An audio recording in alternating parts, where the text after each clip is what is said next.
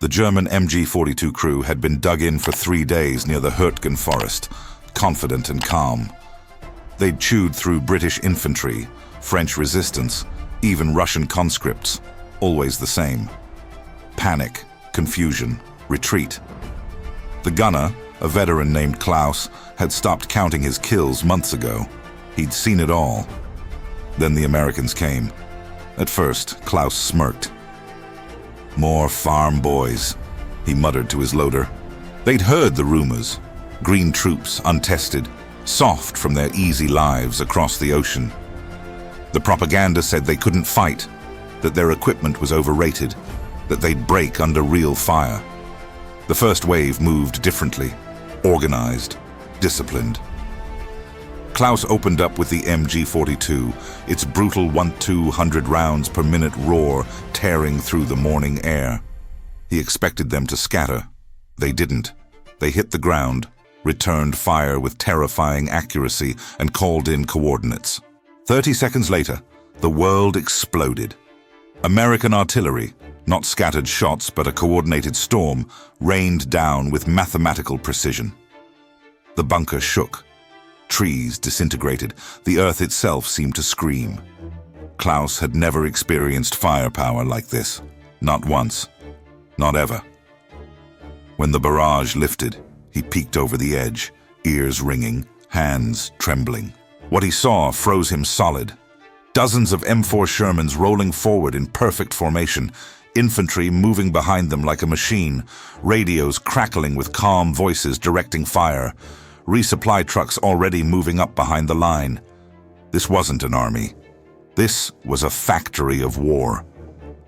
Klaus looked at his loader, whose face had gone white. Neither spoke. Both understood.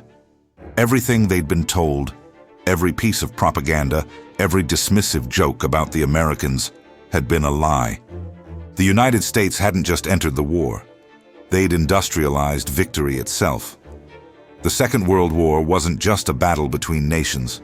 It was a test of will, industry, and power on a scale humanity had never seen.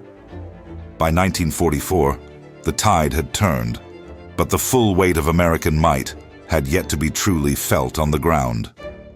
Germany still believed in its superiority, its discipline, its technology. They had conquered most of Europe. They had veterans hardened by years of combat. They thought they knew war. They had no idea what was coming. This is the story of Corporal James Mitchell, a 22-year-old farm kid from Iowa who'd never fired a gun in anger before landing in Europe. He wasn't a superhero.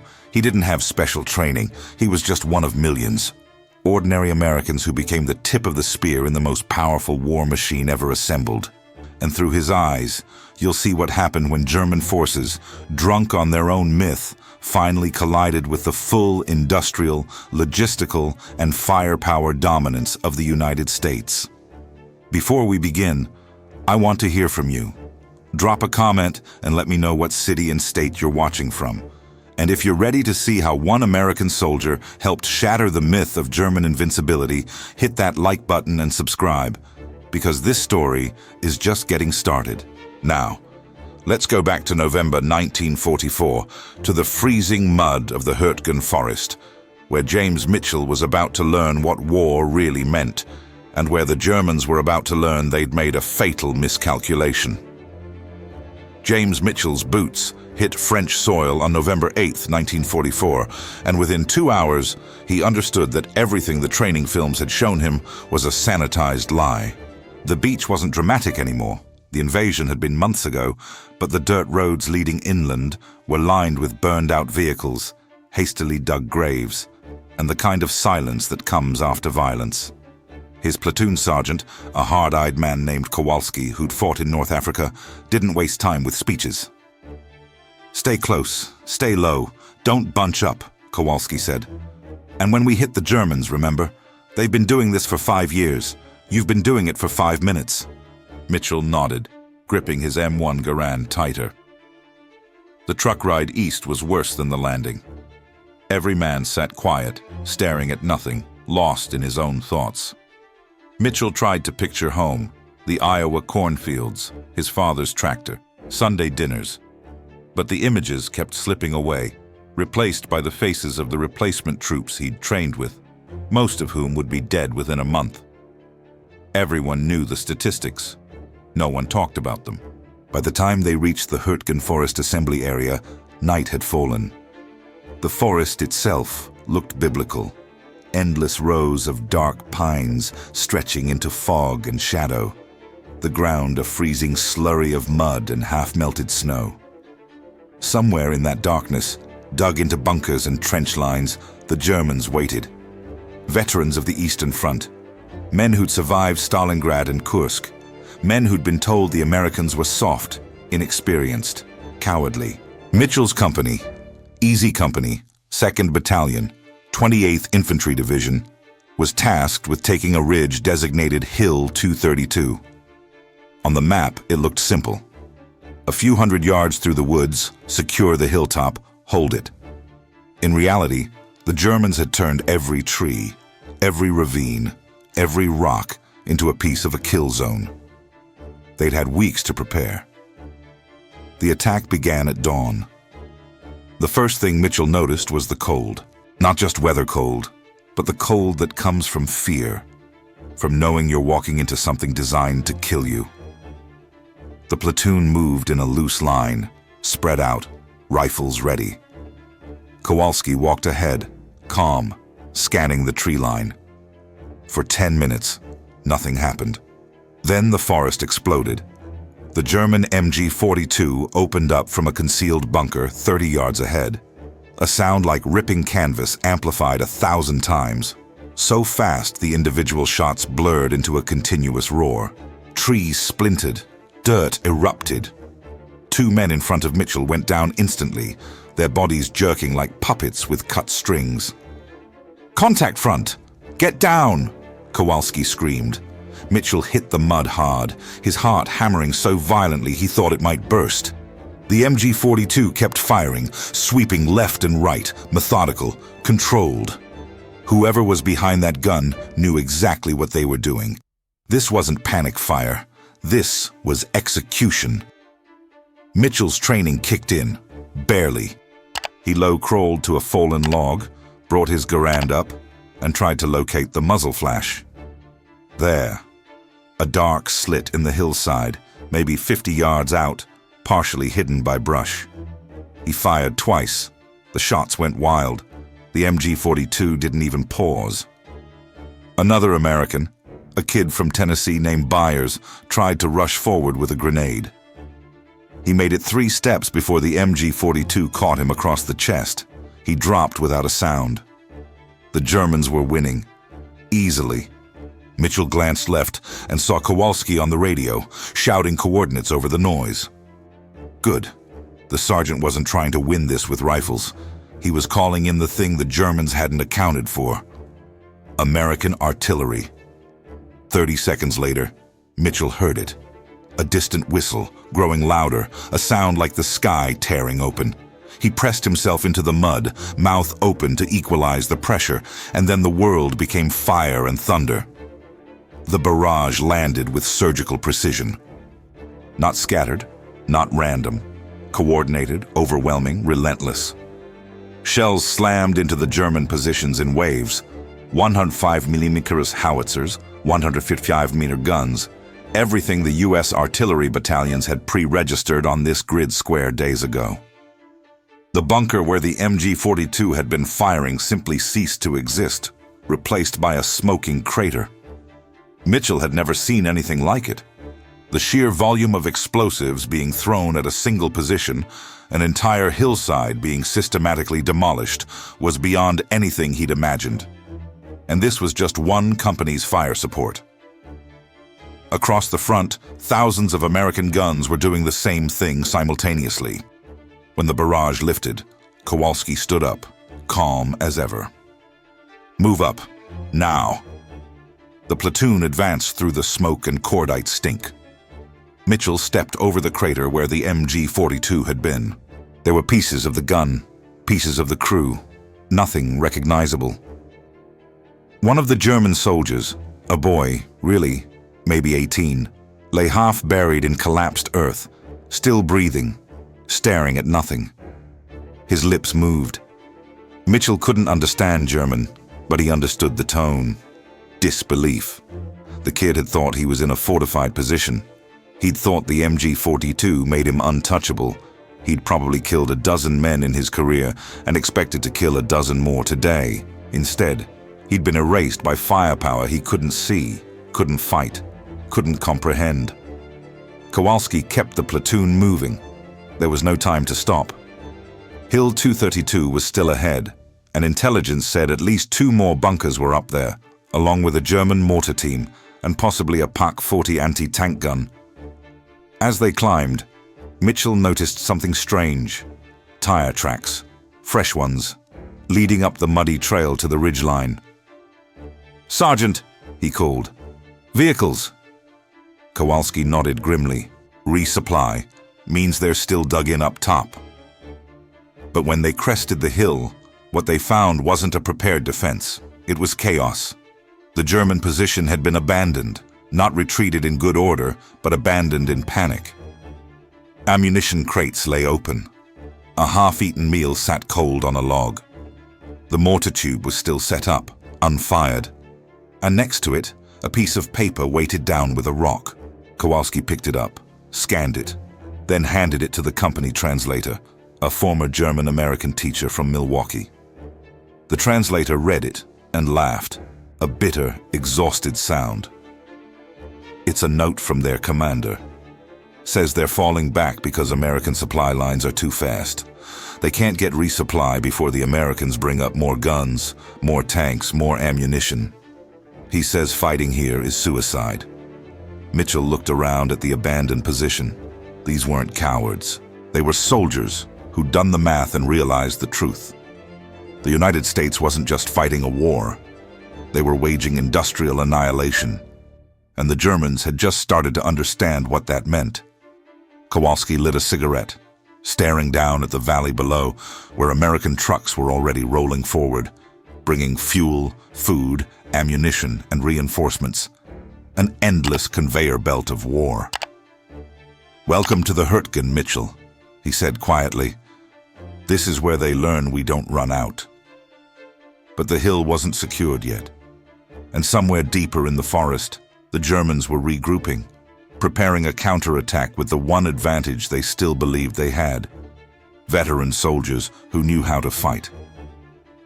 They were about to learn that experience meant nothing against a nation that could replace every loss, resupply every position, and bring more firepower to bear than any army in history. The real battle was just beginning. The counterattack came at midnight. Mitchell was on watch, hunched in a foxhole at the edge of Hill 232's perimeter, when he heard it.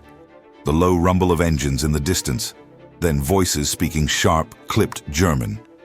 He tapped the shoulder of the man next to him, a rifleman named Garcia from Texas, who immediately went rigid. "Pass it down," Mitchell whispered. "They're coming." The word spread through the line in seconds. Men checked their weapons, fixed bayonets, repositioned grenades. Kowalski moved between foxholes like a ghost, calm and methodical.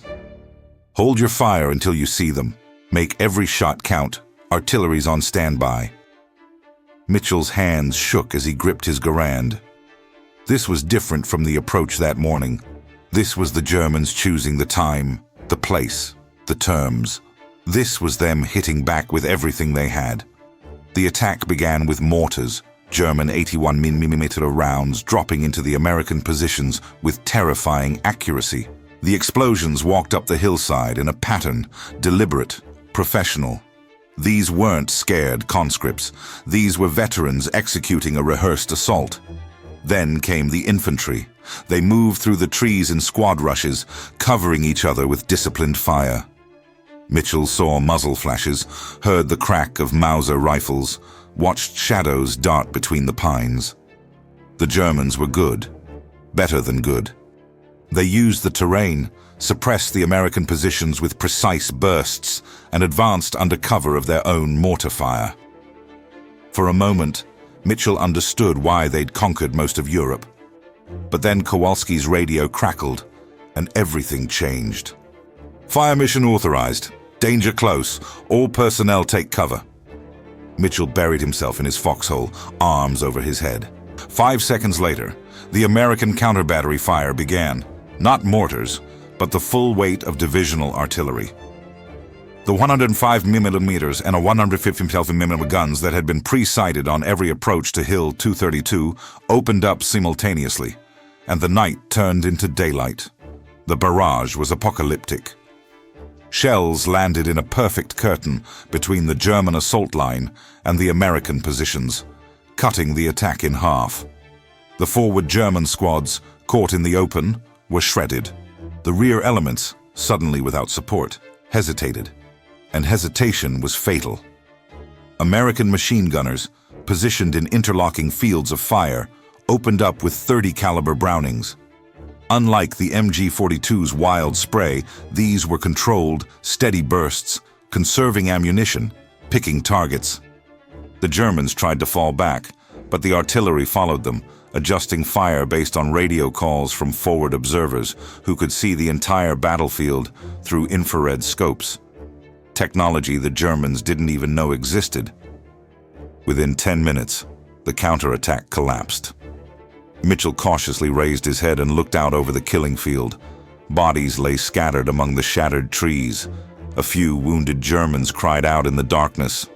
One man, an officer by his uniform, sat against a tree stump, staring at his hands. He wasn't wounded. He was just broken.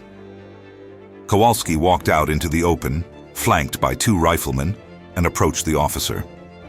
The German looked up, his face pale in the moonlight.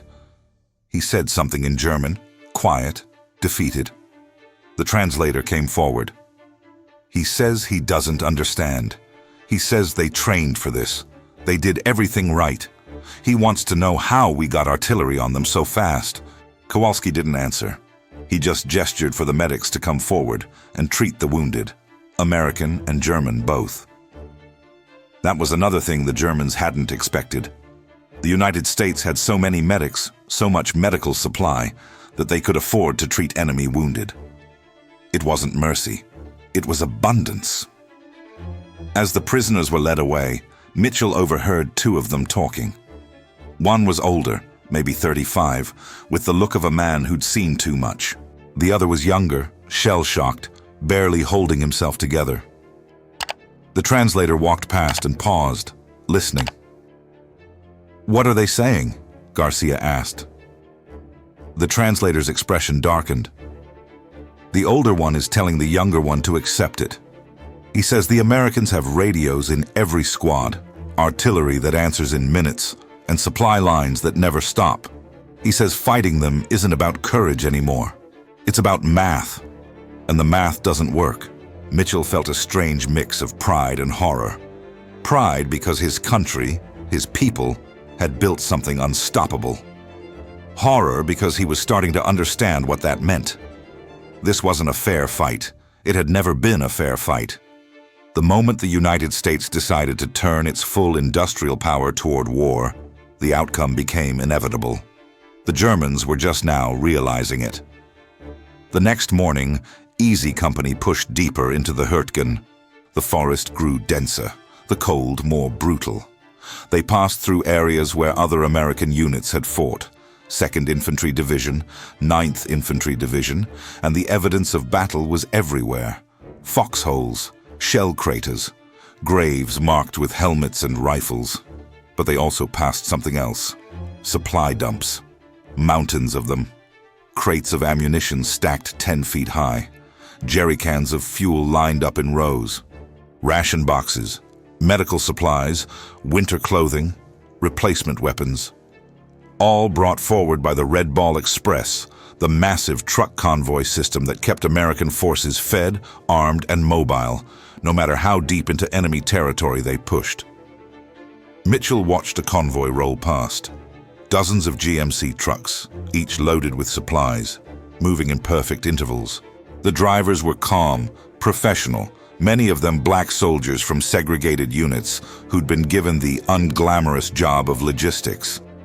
They didn't carry the same glory as the infantry, But Mitchell was starting to understand they were the reason the infantry could fight at all. One of the drivers, a man with sergeant stripes, noticed Mitchell staring and grinned. "You boys need anything? We got everything. Ammo, chow, smokes, even mail from home." "You serious?" Garcia called out. "Dead serious. Supply depot's 3 miles back. Gets restocked every 6 hours like clockwork." Garcia shook his head in disbelief. "Every 6 hours?" "Every 6 hours," the driver confirmed. "Jerry can't keep up. We're drowning them in logistics." And he was right. As Easy Company advanced, they started finding German positions that had been abandoned not because of combat losses, but because of supply failure. One bunker still had ammunition, but no food.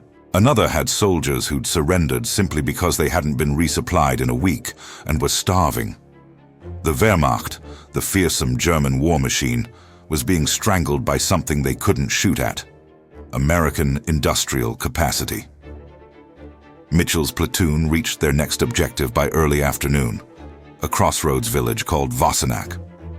Intelligence said it was lightly defended, maybe a platoon of German infantry and a single anti-tank gun. Intelligence was wrong. As Easy Company approached the village outskirts, a Panzer IV tank rolled out from behind a barn, its long 75mm gun swiveling toward the American column. "Tank! Get off the road!" Kowalski screamed. Men scattered into the ditches as the Panzer fired. The shells screamed past, missing by yards, and slammed into a tree. The tank's commander, visible in the open hatch, was already traversing for a second shot. Mitchell hit the ground and crawled toward cover, his heart racing. A Panzer IV wasn't a Tiger or a Panther, but it was still a deadly machine, and Easy Company didn't have anti-tank guns up front yet. They were infantry, riflemen. Against armor, they were almost helpless. Almost. Because 20 seconds later, Mitchell heard a sound that made him grin, despite the terror: the roar of American radial engines. 2 P-47 Thunderbolt fighter bombers screamed overhead, so low Mitchell could see the pilots' faces. They'd been on station, loitering in a holding pattern, waiting for exactly this kind of call. The forward air controller, a lieutenant with a backpack radio, had called them in the moment the Panzer appeared.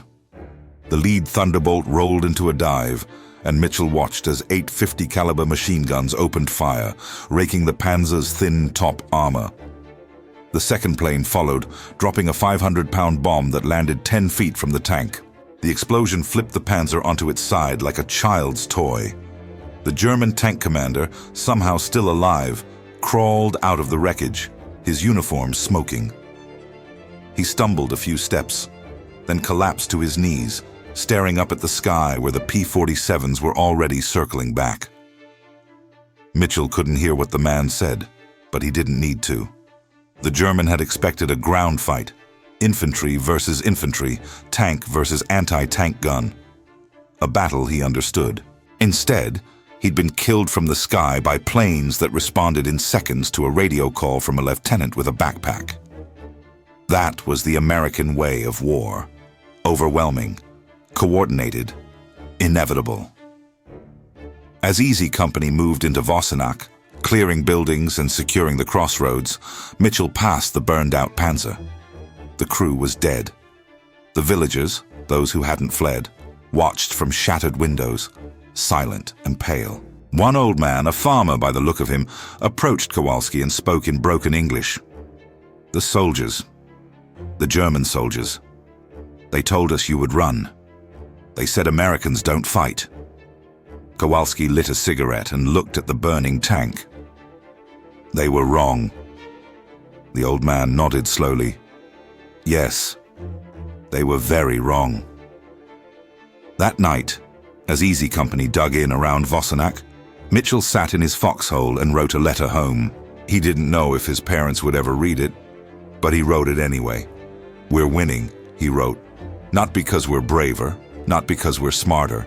We're winning because we have more of everything. More guns, more trucks, more planes, more food. The Germans fight hard, but they're fighting the whole United States, and that's a fight nobody can win. He folded the letter and tucked it into his jacket. Somewhere in the forest, German commanders were having the same realization. And the war was about to get even worse for them. The Hürtgen forest swallowed Easy Company whole over the next week.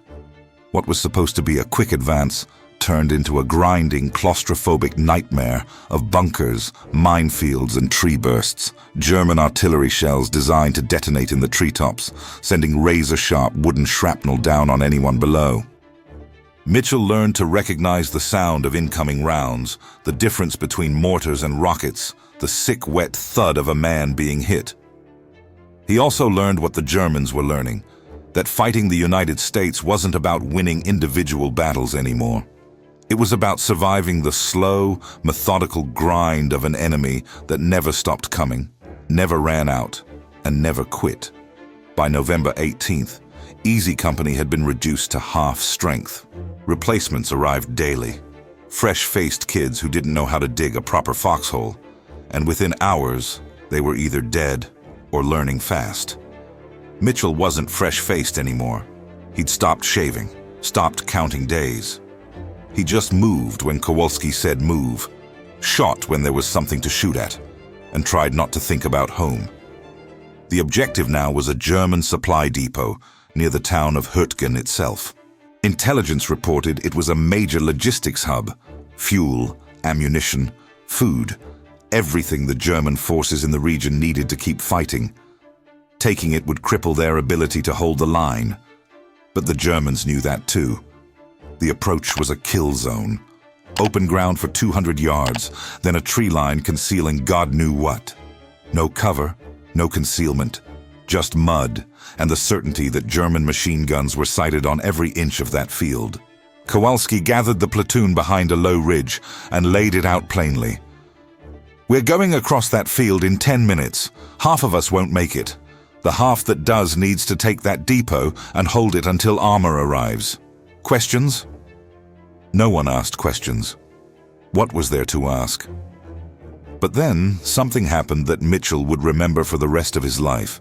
A lieutenant from battalion headquarters jogged up, radio operator in tow, and handed Kowalski a field telephone. "Sergeant, you've got priority fire support. Anything you need. Division wants that depot, and they're willing to pay for it." Kowalski's eyes narrowed. Anything? Anything. Kowalski studied the field, then the tree line, then looked back at the lieutenant. "I want a rolling barrage. Start 200 yards out, walk it back to the tree line, then lift. I want smoke on both flanks, and I want it in 5 minutes." The lieutenant nodded. "You'll have it in 3. He wasn't exaggerating. 3 minutes later, the horizon erupted. American artillery, batteries from 3 different battalions, coordinated through a fire direction center miles behind the lines, opened up in perfect sequence. The shells landed in a line across the open field, then began marching backward toward the German positions like the hand of God dragging across the earth. Mitchell watched in awe as the barrage advanced. Every 5 seconds, another wave of explosions, perfectly timed, perfectly spaced. Smoke shells landed on the flanks, creating thick white curtains that blocked German observation. The noise was so loud it stopped being sound and became pressure, a physical force that pressed against his chest. "Move! Now!" Kowalski screamed. An Easy Company charged. Mitchell ran through the smoke, his Garand clutched tight, boots slipping in the mud. The barrage was ahead of them now, hammering the tree line, and he could hear the German machine guns trying to fire back, short, desperate bursts that went wild because the gunners couldn't see through the smoke and explosions. Halfway across the field, a German mortar round landed close enough to knock Mitchell off his feet. He hit the mud hard, ears ringing, tasted blood. Garcia grabbed him by the webbing and hauled him up. "Keep moving!" They made it to the tree line just as the artillery lifted. The German positions were shattered. Bunkers collapsed, foxholes cratered, bodies scattered among the debris. A few survivors stumbled out with their hands up, dazed, bleeding from the ears, unable to process what had just happened. One German soldier, a corporal, young, maybe Mitchell's age, sat on the ground staring at his hands. He looked up as Mitchell approached and said something in German. His voice was flat, emotionless. The translator arrived seconds later, breathing hard. "What's he saying?" The German repeated it, louder this time, almost angry. The translator listened, then turned to Kowalski. "He says this isn't war. He says war is supposed to be about soldiers fighting soldiers. He says what we just did, the artillery, the coordination, the smoke. He says it's not fair. It's not soldiering. It's just murder by industry." Kowalski stared at the German for a long moment, then spat into the mud. "Tell him welcome to the 20th century." The translator didn't bother. The German wouldn't have understood anyway. The depot was everything intelligence had promised.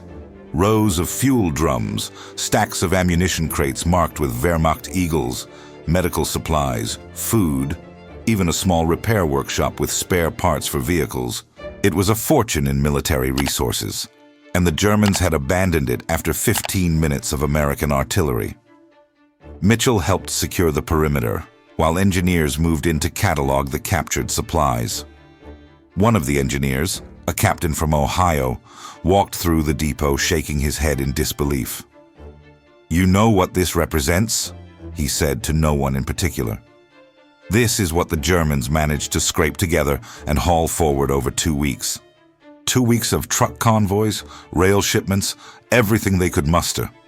He gestured toward the road behind the American lines, where a steady stream of GMC trucks was already rolling in.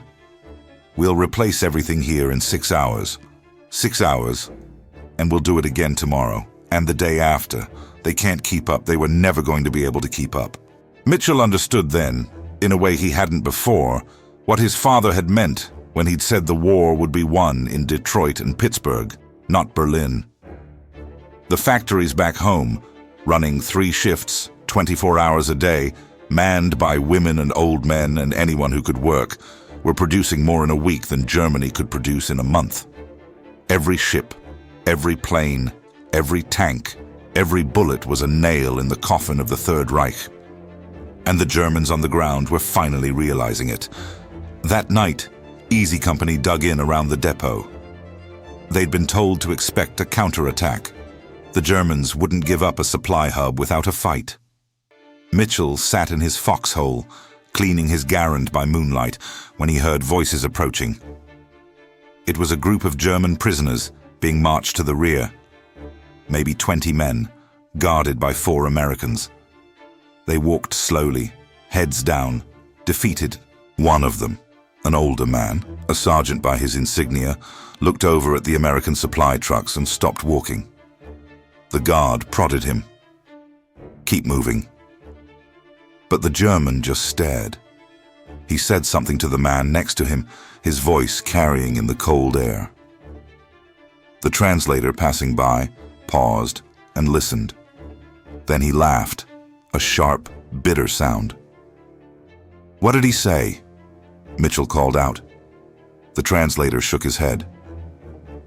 He told the guy next to him that Germany lost the war the day America entered it. He says they just didn't know it yet. He says fighting the United States is like fighting a flood. You can kill individual drops of water, but the ocean doesn't care. It just keeps coming. The German sergeant looked over at Mitchell, their eyes meeting for a brief moment. There was no hatred there, no defiance, just exhaustion and the terrible knowledge of inevitability. The guard moved the prisoners along, and they disappeared into the darkness. Mitchell went back to cleaning his rifle, but the words stayed with him. Fighting a flood. That's exactly what it was. And the Germans were drowning. The counterattack came at dawn, but it wasn't what anyone expected. Instead of infantry and tanks, the Germans sent a single officer under a white flag. Kowalski met him at the perimeter, flanked by 2 riflemen and the translator. The German officer was immaculate, clean uniform, polished boots, the kind of man who believed in doing things properly even when the world was ending. He spoke in perfect English. "I am Hauptmann Friedrich Weiss, commander of the 275th Infantry Division's rear guard. I'm authorized to discuss terms." Kowalski raised an eyebrow. "Terms? You're surrendering?" "Not surrendering. Withdrawing. We cannot hold this position against your artillery and air support. We cannot resupply faster than you can destroy our supplies. Continuing to fight here serves no purpose except to kill men on both sides." He paused.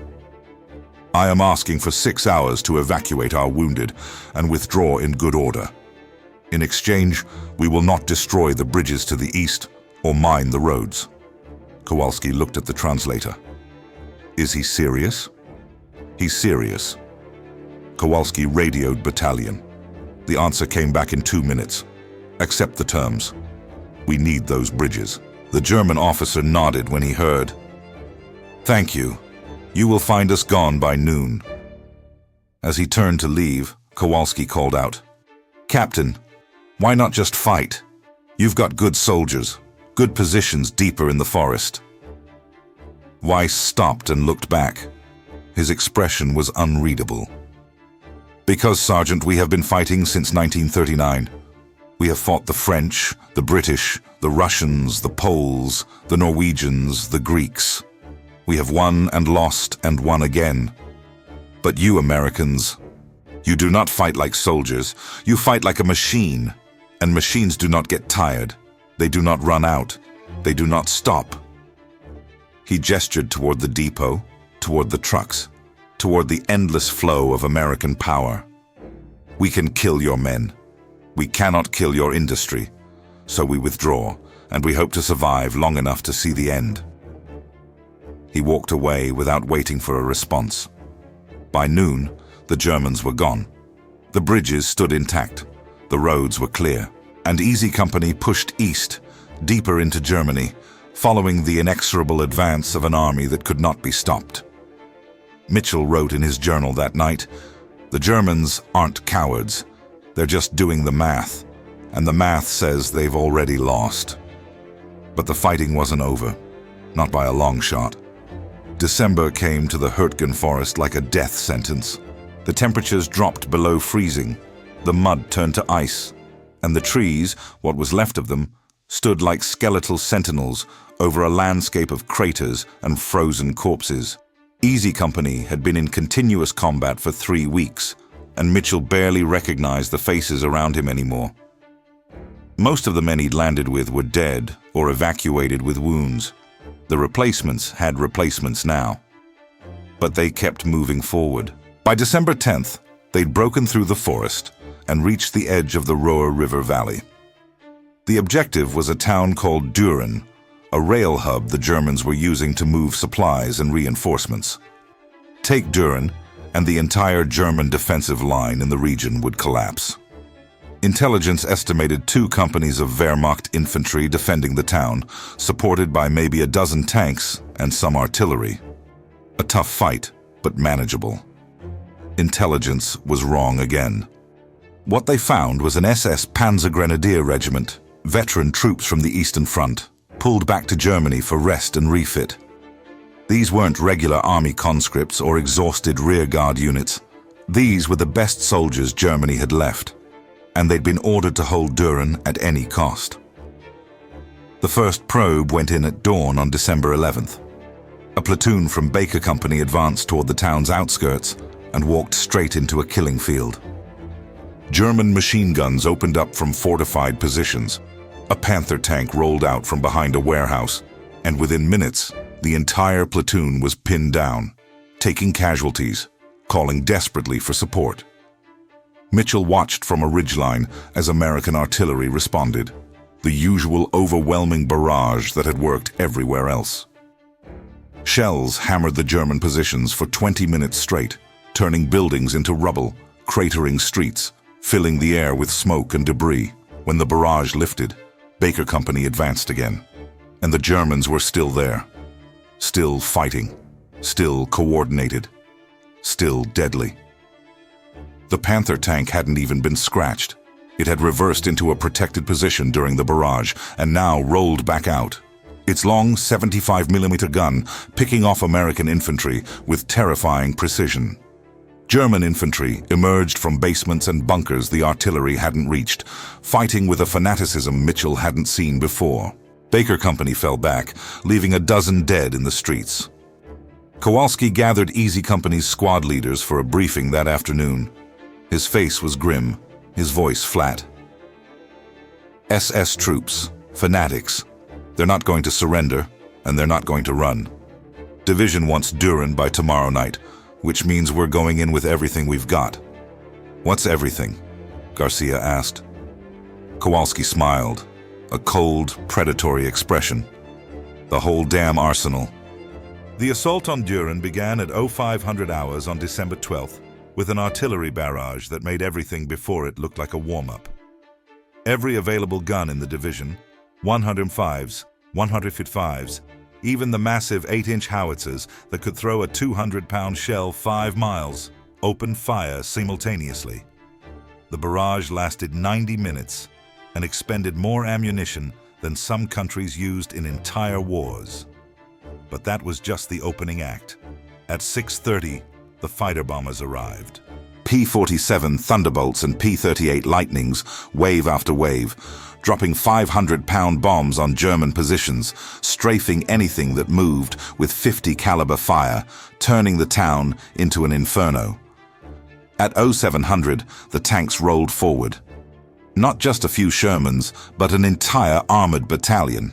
Dozens of tanks advancing in formation, supported by tank destroyers, half-tracks with quad 50 caliber anti-aircraft guns repurposed as ground support, and self-propelled artillery that could fire on the move. And behind them came the infantry. Easy Company advanced through streets that no longer existed, just rubble and smoke and the chemical stink of high explosives. Mitchell moved in a crouch, his Garand ready, Garcia on his left, a replacement kid from Minnesota on his right, whose name he couldn't remember. The Germans fought from the ruins like demons. A Panzerfaust rocket streaked out from a basement window and knocked out a Sherman 50 yards ahead. Machine gun fire erupted from a collapsed church. Snipers picked at the advancing Americans from upper floors that shouldn't have been standing. But for every German position, there was an American answer. The Sherman got hit. 2 more rolled forward, and a tank destroyer put a 76 mix-mm round through the basement wall where the Panzerfaust team was hiding. Machine gun in the church? A P-47 made a gun run so close, Mitchell felt the wash from its propellers, and the church ceased to exist. Sniper in a building? American engineers brought up a flamethrower and turned the entire structure into a funeral pyre. It wasn't elegant.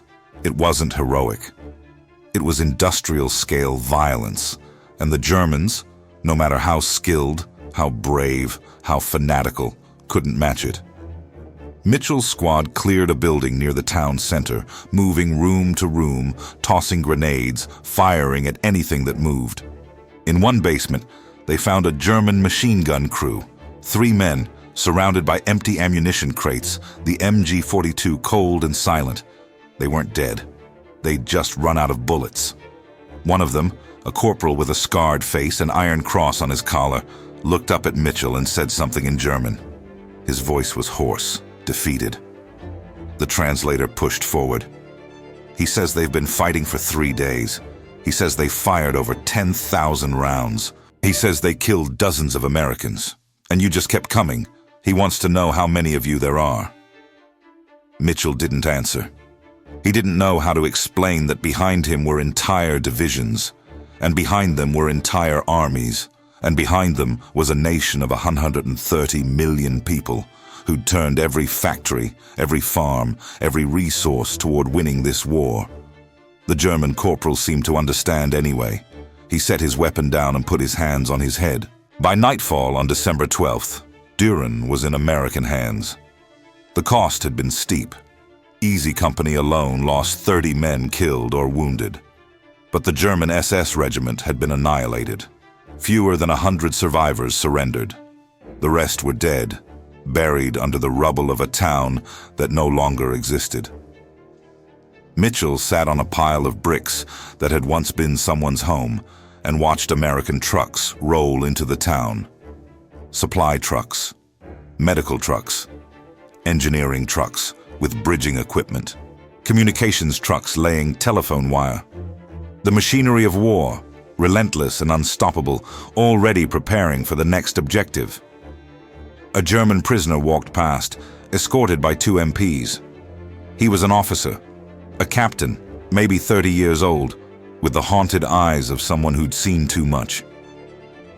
He glanced at the trucks, at the endless flow of American materiel, and laughed. It was a broken, desperate sound. One of the MPs looked at him. "What's so funny?" The German spoke in broken English. We were told you were soft, that you could not fight, that you would break when you saw real soldiers." He gestured at the ruins around them. "But you are not soldiers. You are something else. You are a nation that became a weapon, and we cannot fight a nation." The MP didn't respond. There was nothing to say. The German officer was marched away, and Mitchell never saw him again. 3 days later, Easy Company was pulled off the line for rest and refit. They'd been in combat for nearly a month straight, and even the US Army couldn't keep men fighting indefinitely. They were trucked back to a rear area in Belgium, given hot food, clean uniforms, and mail from home. Mitchell got 3 letters from his mother, all sent weeks apart, all arriving on the same day. He read them sitting on his bunk, alone, and cried for the first time since landing in Europe. Kowalski found him there an hour later. The sergeant didn't say anything, just sat down and lit a cigarette. "You did good, kid," Kowalski said finally. "You kept your head. You kept fighting. That's all anyone can ask." Mitchell wiped his eyes. "Sergeant, that German officer in Düren, he said we're not soldiers, said we're something else. What did he mean?" Kowalski took a long drag and exhaled slowly. "He meant we're Americans, Mitchell. We don't fight like Europeans. We don't care about tradition or honor or any of that old world bullshit. We care about winning, and we're willing to throw everything we have at the problem until it's solved.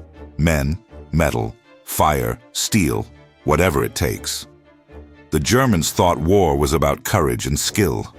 We showed them it's about factories and railroads and supply chains, and they can't compete with that. He stood up, ground out the cigarette under his boot. "Get some sleep. We ship out in a week. Rumor is we're heading east, into Germany proper." "What's left to fight?" Mitchell asked. "We've already broken them." Kowalski's expression darkened. "Their army, yeah. But their leadership? The fanatics? They'll fight until there's nothing left to fight with. Which means we keep pushing until we're standing in Berlin." He walked away, leaving Mitchell alone with his thoughts. The war would continue for another 5 months. Mitchell would fight through the Rhineland, across the Rhine River, into the heart of Germany itself. He'd see things that would haunt him for the rest of his life. Concentration camps, burned cities, civilians starving in the ruins of the 1,000-year Reich. But he'd also see something else: the complete and total vindication of American industrial power. Every day, more supplies arrived. Every week, more troops landed. Every month, more tanks, more planes, more ships, more everything. The Germans fought with courage and skill and desperation, but it didn't matter. The United States had built a war machine that couldn't be stopped, and Germany learned, too late, that fighting it was suicide. By May 1945, when the surrender finally came, Mitchell stood in a German town whose name he'd already forgotten and watched German soldiers lay down their weapons. They didn't look angry. They didn't look defiant. They looked relieved. Relieved that the flood had finally stopped rising. Relieved that they'd survived. Relieved that the war against the impossible was over. Mitchell shipped home in June 1945, carrying scars he'd never talk about and memories he'd never forget. He went back to Iowa, married his high school sweetheart, raised 3 kids, and worked his father's farm until the day he died in 1987. He never spoke much about the war, but when his grandson asked him once why America won, he thought carefully before answering. "We won because we decided to," he said finally. "We took every factory, every farm, every mine, every person who could work, and we turned it all toward winning. The Germans were good soldiers, but we were a nation at war, and there's no army on earth that can beat that." His grandson asked what the Germans thought when they realized they'd lost. Mitchell was quiet for a long moment, remembering the faces, the shock, the disbelief, the slow acceptance of inevitable defeat. "They thought they were fighting soldiers," he said, "but they were fighting America, and America doesn't lose."